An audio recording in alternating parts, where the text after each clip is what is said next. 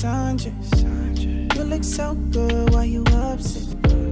Let your head down, let's get undressed. I'ma make you feel better than your rest. Baby, just take a breath. Go on and let it out. Go on and You know, Mobile Melody is a show all about bringing back that feeling of riding in the car with your homies, listening to dope music, and having in-depth conversations. And today, we have another one of those in-depth conversations with Mr. Miles Creed. Come take a ride with me. Cheese on the couch, no more crying. Cheese on the couch. My God. What? What's good, man? Living good, man. Living good. Sir. We are here with Mr. Miles Creed. How you doing, brother? Good, man. Good, man. I'm so happy to have you on the show, man. Like, Sir. I get to interview a lot of interesting people, and you're definitely one of those people, brother. Appreciate that, bro. So let's just jump into it like we always do, man. For those who may be discovering you for the first time, who is Miles Creed? Both the man and the artist. For sure. I feel like I'm an artist that's always gonna give like real situations that I'm going through. Like if I go through a situation, I'm gonna go straight to the studio and record it. So you know everything you hear is authentic. And I stand for nothing can hold you back in life. Like we all get the same tools. It's just, don't let nothing hold you back from trying to achieve greatness for real. Yeah, is that a motto you've always had, or is that something? Yeah, for sure. Yeah, I was born legally blind, but I can still see. Yeah. Like my pupils are like real small. It's called like micromethalmia. Mhm. So I use that as a motivation to motivate other people that, want to drums. I was a drummer. I played the tuba, trumpet, saxophone, keys, like all that different stuff. So I'm like, if I can do that, man, y'all can do that. And I went like all around the city with no car. So like if y'all can do it, I was like Tariq from Power. I'm getting around with no car, man. I heard that. Yo, so it's funny you say that, bro, because as I was doing my research on you, man, I can't really say you're a handicapped person, bro. Like, Yeah, I really no. can't do that just because you move around so much. Yes, sir. From me bumping into you at the African Street Festival to me doing some research and seeing that, you were a Coast to Coast mixtape alumni, which is, I was too, you know what I'm saying? And I knew that was in Atlanta because I saw Tampa Mystic, Yeah, for sure. Brother, how important has it been for you to be able to move around the way that you do as far as your career goes? I feel like it's been very important to me to stay like moving in different cities, like going and doing what's that thing in Texas, Austin, Texas, South by Southwest. Yeah. I went when I didn't even have the right, like I won a competition and got to go up there and perform, and I met like Waka Flock. I met a lot of people, but my music wasn't up to par. But it was still like, hey, me and my moms and my homie made it happen. You know what I'm saying? Yeah. We paid for the travel, we paid for the hotel.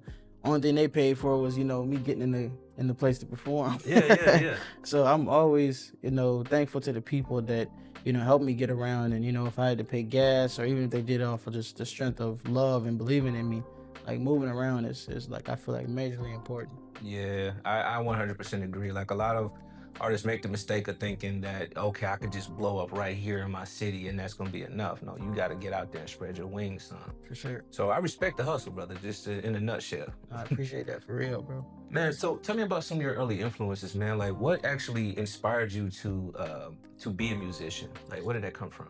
My number one was definitely Outkast. Like Andre 3000, just being somebody that's lyrical, but like real expressive and different, like to the point where some people may be like, oh, he a weirdo, but you're not going, first of all, wouldn't go toe to toe with him with bars. Nah. And then artistry, that's not being a weirdo, that's just being creative. Like you're gonna see what you're hearing, so that's not like a big inspiration. And then shoot, like I like the realness that Drake always brings to music, so Drake a big influence for sure. I could hear that, brother. As I was listening to your discography, man, I'm just listening song for song. And you got a catalog, dog. Like you got a for real catalog. But when I'm listening to the music and I'm thinking about who could possibly influence you, like one of the people that came to mind was The Dream, and I just based that on your tone, your delivery, some of the content that you put out, and then the way you put the words together.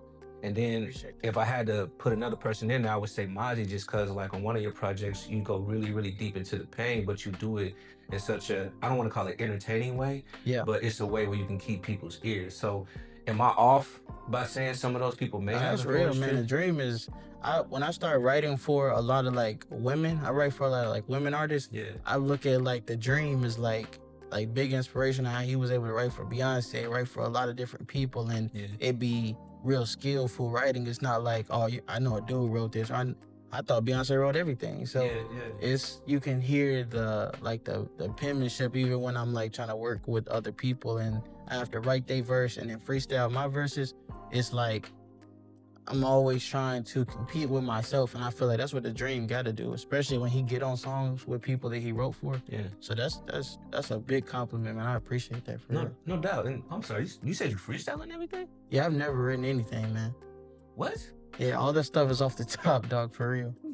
That was like 5 or 6, 7 different albums, bro. Like, bro, all off the top, man. So that's something you've always done, or did you kind of just stumble into that? I started writing stuff, but the stuff I wrote isn't out no more because I thought it was trash. Really? Yeah, like I couldn't, like, because of me being legally blind, like I can see my phone, but I have to hold it like this close, and you know the microphone right here, so it would take me so long to do that, bro. I'd just be like, man, forget this. And I remember it would sound like I was reading off of something, and I really wasn't even reading off. I had to read it, then memorize it. So I'm like, when I saw that I could freestyle, I thought it was like, you know, this is cool. And then I was like, man, Wayne do that too? I'm like, oh, bro, this is gonna take me far. With the grades, boy. But yeah, bro, I don't write anything, man. Like the hooks, I just freestyle them, and then I may come with an idea, but it's never like nothing written. So you took something that could have been an obstacle and or a hurdle and then turned it into something that was positive. Exactly. That's why I said nothing can hold you back from achieving what you're trying to achieve for real. God. That's beautiful, dog. That's beautiful.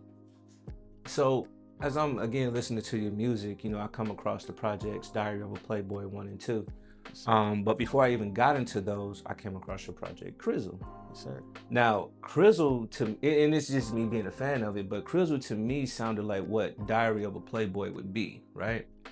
So tell me something. Where were you mentally doing the creation of Crizzle? Like, what was that creative process like? So, Crizzle, I never like smoked or anything. Like my whole life, my family, they smoked. They're my homies, homegirls, girlfriends, they all smoke. So I smoked for the first time in 2021 and fell in love. Fell in love with Mary Jane, God. And when I did, the whole album was supposed to be like, I was on a meditation and healing journey as well. When I like started smoking, and it just carried on from 2021 to 2022, and it was just like I started going out, like, you know, Snoop and Wiz, listening to like Kush and Orange Juice, and I was like, man, I'm just gonna go buy Crizzle, bro. Crizzle sound hard. Like, and then when people started like picking up on it and calling me Crizzle, like just like homegirls and stuff, I'm like, I'm finna name the album that on 4, on God. So we, I was really just like healing. I feel like it was like the happiest I ever been was that project. Like I was just like living with, you know, a lot of college students. Even though I didn't go to college, I didn't stay in college college apartments. So I'm surrounded by college students, and I'm just, you know, smoking and making music.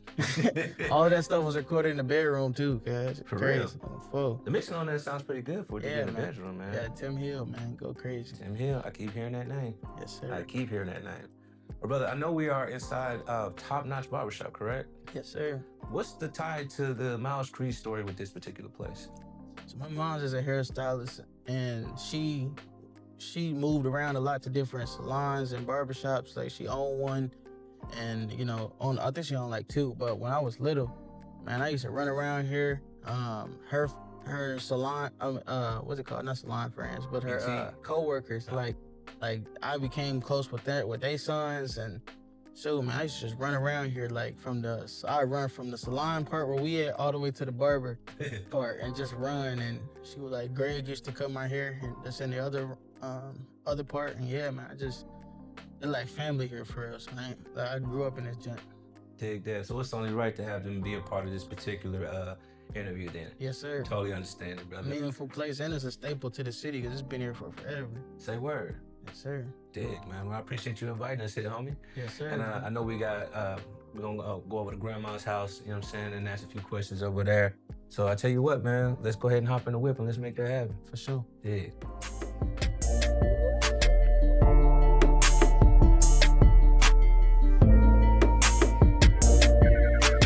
FaceTime me, little mama, fresh up out the shower. Oh God, she want me pull up and kiss all on that flower. Oh God, I don't wanna play with it, mama, I want it right now. Said that you got neighbors, here's a pillow, baby, bite down. Don't hold back that water, mama, tryna make you come again.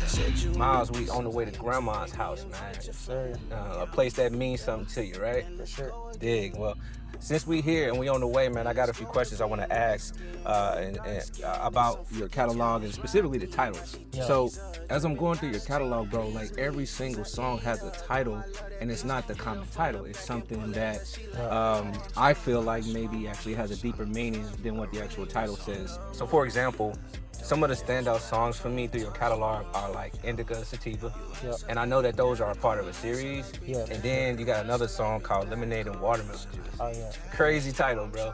So let's start with Lemonade and Watermelon Juice, man. Where did that title come from, bro? So around the time I made it, that's when Beyonce had dropped Lemonade.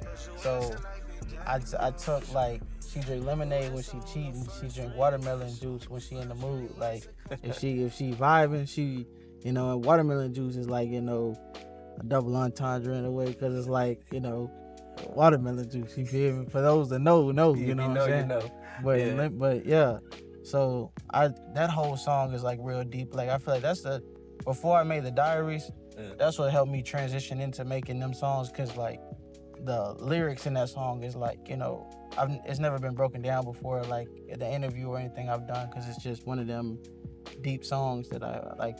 You either skip over it and you love it, or you play it back to back and be like, man, where was he at during that time? That's actually where my thought process was. Like, where were you at mentally during that time, bro? So,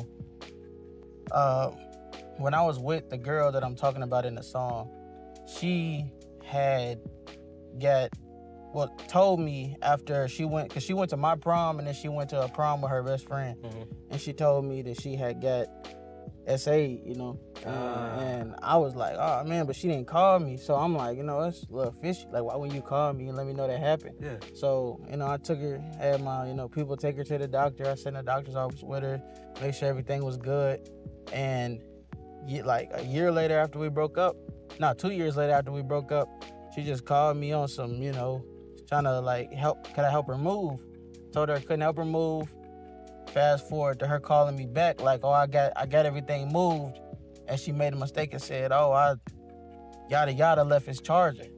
Oh. I'm like, yada yada the one that, you know, did what he did. Yeah. So I'm like, it was already fishy to begin with, so that's why I said, like, in the song, in the second verse, it's like me saying, like crazy how she, you know, what I say, like, basically, it's crazy how she basically said that she ain't nobody toy, but yada yada, she did this. And everything with her was a mind game. Like, it was constantly like, she probably did some more stuff that I don't know about, but, you know, charge it to the game as you get older, you know? Yeah, it actually boils down to charging it to the game, bro. Like, I can actually relate to the whole thing about females and just like having them, me being young-minded at that time, and then just having them have me in different situations that I wouldn't normally be in. Like, I know in one of the songs, you mentioned a chick lying to you about having your seed, which same is shorty.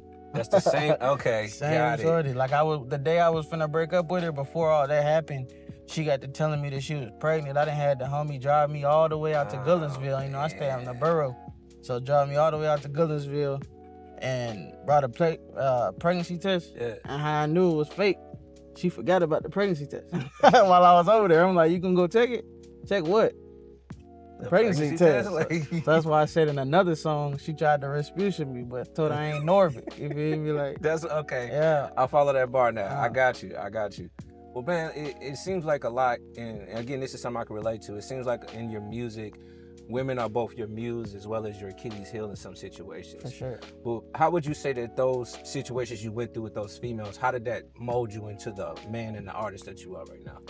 I feel like it taught me how to love women, you know, like put a lot of love into loving them, but also, you know, watch her back, like know that a real woman is gonna be solid. Like she gonna hold you down. She ain't gonna you're gonna worry about the lying, the cheating, any of that. But you know, believe it or not, even though I made all these songs, like I've only had stuff like that happen to me twice, and I done been in a lot of relationships. So it's just like the only reason they ended was because of like life and, you know, me moving on with stuff. But yeah, it's just them some two girls can spark a lot of songs. You ain't lying, man. And as far as moving on with and dealing with life, man, that actually kind of is a good transition to my next question. Like, for sure. I know that during the time of COVID, you were not only navigating the pandemic, but you were also fighting cancer at that point, while also recording an album. So my question is, how did the process of recording music help you deal with the mental strain of not only COVID, but also fighting cancer?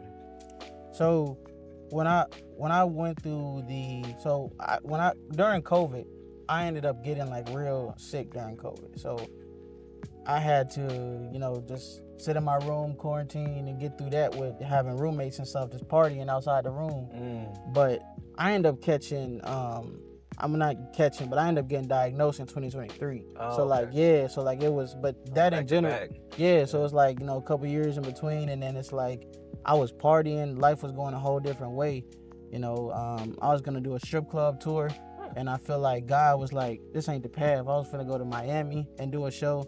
And then I got, you know, diagnosed after a party. I was just like, I was feeling sick. My stomach, like, I couldn't really sit up because around my ribs and stuff was hurting. So me recording was like in full grind mode. Like, I don't know the outcome of this. I prayed that, you know, I'm gonna make it through it. But people would give me different suggestions, like, oh, listen to this song.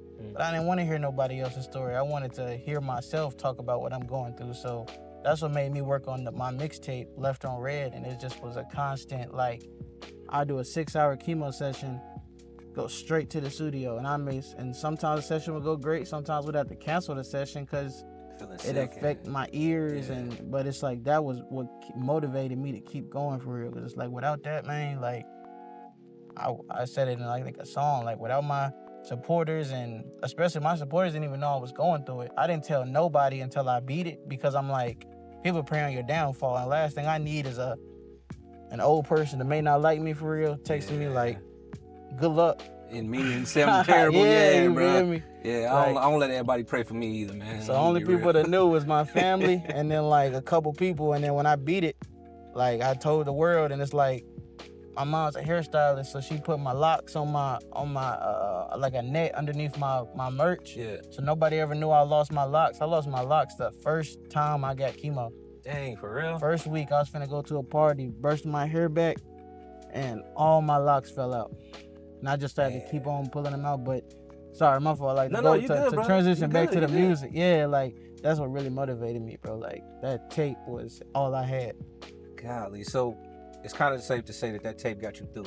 Yes, for sure. And then right after that, when I beat it, I went straight to making the collaboration album with Tim Hill, the Take a Seat. So yeah, just music was literally my motivation and guide, for sure. Man, and speaking of collaborative projects, man, like, and I'm not saying this in a bad way, but you don't do a lot of featuring, is what I've concluded, except for like the album that you did with, is it Uno Baby? Yeah, it's my cousin. Yeah, which is actually that's the one that passed. Yeah. Yes, sir. Got you. That project was actually dope, man. I appreciate it, man. I think that's something the world should hear. But in regards just to the amount of features that are not happening right now, is that just because there's more of the Miles Creed story to tell, or?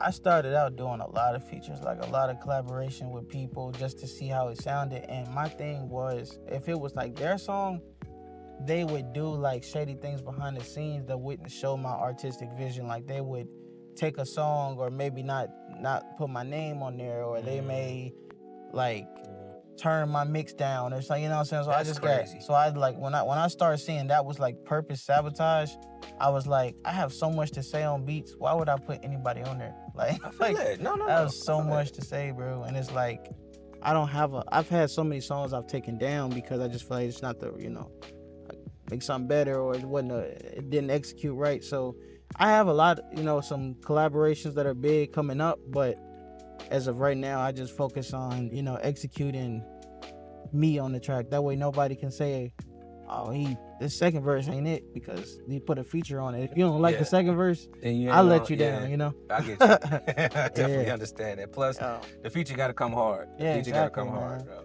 Well, man, you have your style is just, it can't be really put in one box, man. And I know that we are influenced by the music that we listen to, brother. So it gets me asking, like, what's on your playlist right now, man? What you bumping lately? Man, I always bump a lot of like Future, bump a lot of Drake, but like recently I've been bumping a lot of like Hurricane Wisdom, like really his 2 singles, man. The song he got with Polo G and the one he got with Baby. Yeah. And I just been like, that's one of my like features, like my dream features. Like it's not so much a dream feature because I feel like we around the same age, like we can make that happen. Yeah. But that's what I've been listening to a lot. And then outside of that, shoot, like Folded by Kehlani. Okay. All right. Yeah, man. Man. I love the R&B, but I got, hey, I love the Icewear Vezos. I like the hood stuff, man. Like feel like you in the trenches. Yes, sir. You like Big X? Yeah, man, for sure. Yeah, man. I think he's doing a whole lot. The blend, man, with the country and rap. Yeah, that was smart. That was really smart, bro. I like his more sampled stuff, like his the biggest. The large, like all that stuff. That's my bag, like right there. Any of the stuff he does with band play, it slaps, bro. Crazy. It slaps, man. So, like, if somebody is new listening to your music, where would be a good starting point, and then what would be a good song to go to after that? Or we can say what would be a good project to start with, and then what would be a good one to go after that? I would say if you really want to know like who I am as a person, I would say listen to Crizzle, and then if you want to see where I'm going, listen to Diary 2. Dig that. Shit, man, we got a couple more miles to Granny's house, man. Let's bump some music, bro, and relax, man. I got a few more questions for you once we get that up. Melodies from the ghetto. No rap calibration. My closest brother turned his back on me. For me to spin a block and show him love, that be a trap to me. My brother from the trap, you see, he never was a rat to me. No handshakes adapt to me. His words feel like a slap to me. My goals was. We have safely arrived at Grandma's house, bro. Yes, sir. How does it feel to be back in this spot, man? Man, love KK, man. That's what I call it, bro. Everybody call it Grandma, I call it KK, bro. What's the story behind the name?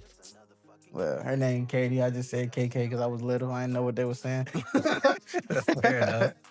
Man, just speaking of Grandma's house, man, you've mentioned your grandmother's house as, an important part of your story. For sure. What are your earliest memories of making music here, and how did it influence you in your creative foundation?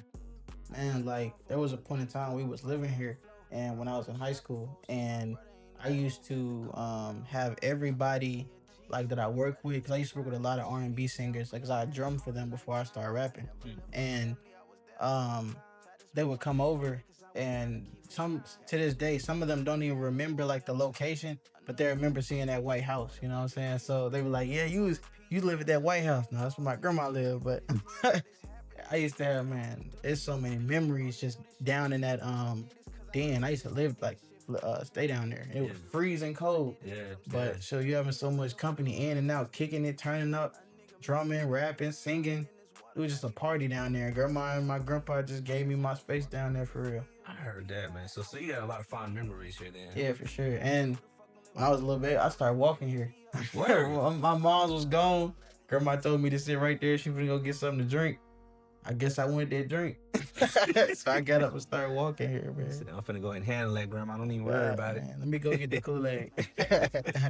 Man, I'm just, what I'm gathering, man, is like family's really important to you. And another part that I'm gathering is that your family is kind of influential in, helping you out with your career. How important is it to have that type of support from the people you care about and the people that care about you? I think it's great, man, with like the outside world, with like people may say like negative things. It's the family that's gonna always, let them know like, nah, like you may feel like this is fake, but y'all don't know where he came from. Y'all don't know what he may have been, like a band kid, and a band kid transitioned into being, out there, like living life, like, going to clubs, partying, experiencing, college life without having to go to college and go to class. Like they waking up in the morning to go to class. I'm going to a studio session. I heard that. So I feel like really just my family clearing up things that may not be like clearing up rumors and even just being supportive. Like, are you listening to my little cousin? You know what I'm saying? Just stuff like that was always like great to hear. Yeah, man, it's cool when you got your people who actually do support you, man. For sure. And like, and can show you some different things and different avenues you may not have been able to experience on your own, man. So I'm 100% with that. Yeah. And with speaking of family, man, I want to kind of tap in with the song Blue Sands. Yeah. So I know anytime you're talking about losing a family member, you know, a cousin, especially one that Blue Roses. Excuse me, my apologies. Blue Roses. Yes, sir. Anytime you're losing a family member, especially one that feels more like a brother other than a cousin, For sure. that can be tough. You dig what I'm saying? So I understand you recorded this song around the time of his passing, bro. So tell me, take us to that studio session, man. What was that whole process like with getting that song done? So I felt like that was, in the time that came out, I had only spoke on my cousin passing like one time, and it was like a quick bar. Like, I don't like them lyrics about Fent because I really lost my cousin. Split up on my heart because I really lost my cousin. So after making that song on just like a song that had nothing to do with like, you know, sadness, which was a pronoun, it was, you know, the hook is, you know, a turn hook. So I took more like alone time sitting in the like room. Like, I need to make some more deep stuff. I know that people relate to that. So I went to the studio session, and then Blue Rose's hook, I was just like trying out some melodies, and I just started freestyling the hook. And then the verse was really just like a 2-take thing, and it was supposed to be like deleted.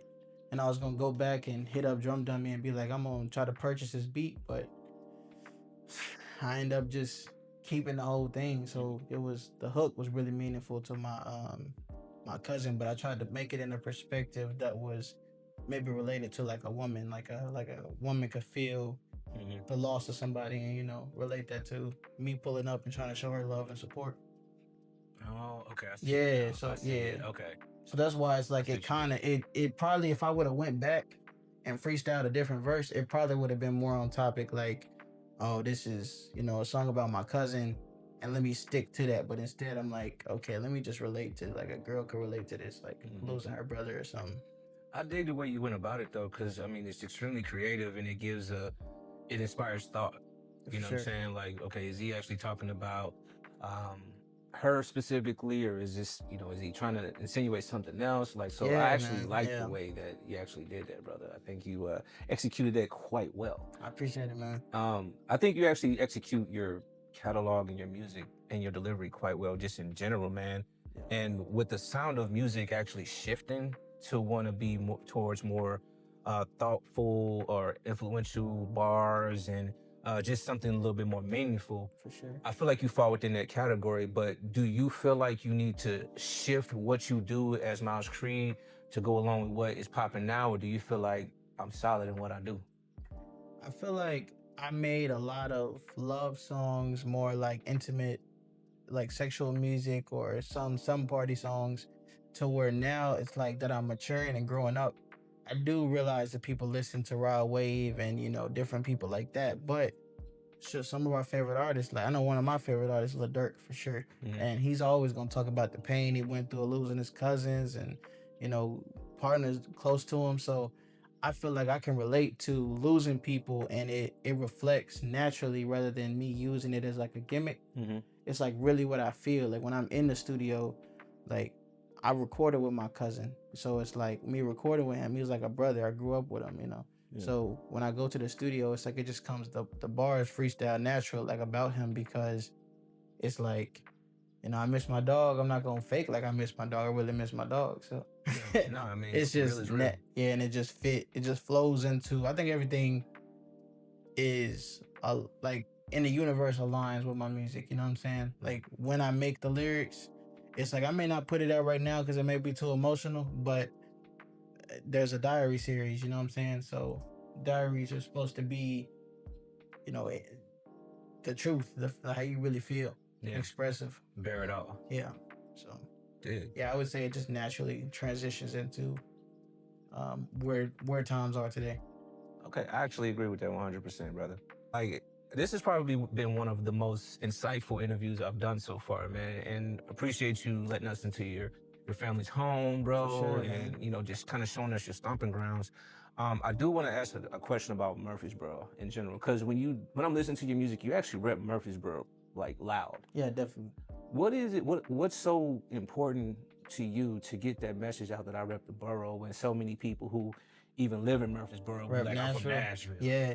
So I feel like it's the way you brought up. Like, I'm not gonna claim Nashville, even though it's like, up the street to like most people, but what I'm saying, like, I be moving like Tariq, like I be trying to move like without no car, and I'm going everywhere, to where me going here to here in Murfreesboro, it's like a quick look, throw some $5, you can get me here to here. But if I gotta go to the Ville to do a show, I'm gonna have to spend a little, like 15, 20 for their convenience to take me up there. So I would say, as a Murfreesboro artist, I rep where I grew up, where I say my stomping grounds. That's not really Nashville. I go up there for clubs, performances, good food for sure. Yeah, but, sure. But I can't just walk out my door to Princess Chicken. Like, I gotta go travel to Princess Chicken until they put it in I always say Lennox, that's Atlanta. But I mean, what's that joint called? Tanger Outlet. Before they put it in Tanger, man, I had to go all the way in the Ville. So, yeah, they got one in Tanger now, man. Sure. I did not know. I think that's the best one, like hidden gem, low key. Slick. Low key, high key. Yeah. Had to keep that in mind. But yeah, man, I rep the borough because it's really like where I'm from. Like, I feel like Nashville, to me, I don't sound like a Nashville artist to me. Like, I feel like I don't like really use as much Nashville like slang, if we even really have any. But like, yeah, a few words. Yeah, a couple words. Yeah, for sure. But like, some people, they try to take it and be like, oh no, y'all took that from Memphis. So I just don't even. I'm from Murfreesboro, man. Like, I'm from the borough, dog. Whatever they do in the Ville, that's not me, dog. Man, dog. But I love Nashville though, for sure. That's beautiful, man. Well, look, man, we're at the last part of the interview, and I always close them out the same way, bro. I'm gonna give you 3 words. Just give me the first thing that comes to mind with these 3 words. All right, so the first one is music. My life. Okay. The second word is essential. Music. Family, God. The last one is women. Muse. Hey. Miles Creed, again, brother, thank you so much for being a part of Mobile Melody, brother. Appreciate you. You know what I'm saying? Glad to have you aboard. Ladies and gentlemen, this is Miles Creed. This is also music. This is culture. This is Mobile Melody.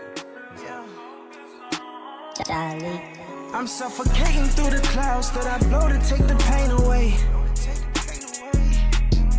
Every night I dream of sunshine, hope it take the rain away. And I gotta keep it on me, cause my brother died the stranger way. And now I'm living in the moment, cause I'm hoping I see brighter days. I'm hoping I see brighter days.